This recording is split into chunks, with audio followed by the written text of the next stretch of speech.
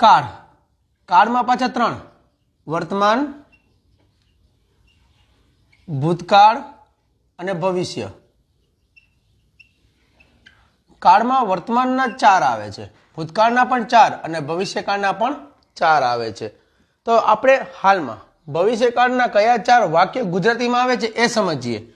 પહેલું વાક્ય, રવિ આજે ક્રિકેટ રમશે. આ જો એક જ શબ્દ રમશે, શરણાઈનો સ. હવે જુઓ બીજું વાક્ય, રવિ ક્રિકેટ રમતો. આ રમવાનું થઈ ગયું રમતો અને લાગ્યો હસે. આ બીજું વાક્ય, હસે તો આવશે જ, અહીંયા ત લાગે, જમતો, બોલતો, વાંચતો, હસે.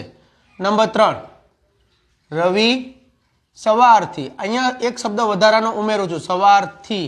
આને કહેવાય સમય પ્લસ થી. સવારથી ક્રિકેટ.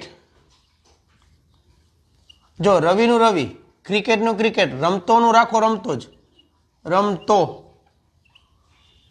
અને હસે. જોયું? અહીંયા રમતો, અહીંયા પણ રમતો, હસે તો અહીંયા પણ હસે. નંબર 4, છેલ્લું વાક્ય, રવિએ ક્રિકેટ રમ્યું હશે. આ 3 વાક્યમાં હસે, હસે ને હસે. આ બંને વાક્યમાં રમતો રમતો અને અહીંયા ય સાથે હશે.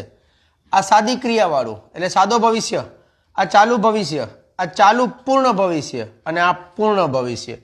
પહેલાં તો ગુજરાતીમાં આટલું ક્લિયર હોવું જરૂરી છે અને આના માટે ગુજરાતી સેટ કરો ને તો જુઓ અહીંયા આમાં ક્રિયા સાથે સ છે. જુઓ રમવું પ્લસ સ, અહીંયા રમવું તો રમતો, જવું જતો, વાંચવું વાંચતો, હશે તો આવે જ. આમાં એક શબ્દ વધારાનો એડ થાય છે, સવારથી, બપોરથી, કાલથી, 10 મિનિટથી, 15 મિનિટથી ક્રિકેટ રમતો હશે. આ બંને વાક્ય આમ સમાન. અને છેલ્લું જુઓ, રવિએ ક્રિકેટ રમ્યું હશે. કરો અંગ્રેજી શીખવાની શરૂઆત માતૃભાષા ગુજરાતીની મદદથી. અને ગુજરાતીથી અંગ્રેજી શીખવું એટલે ઇઝી.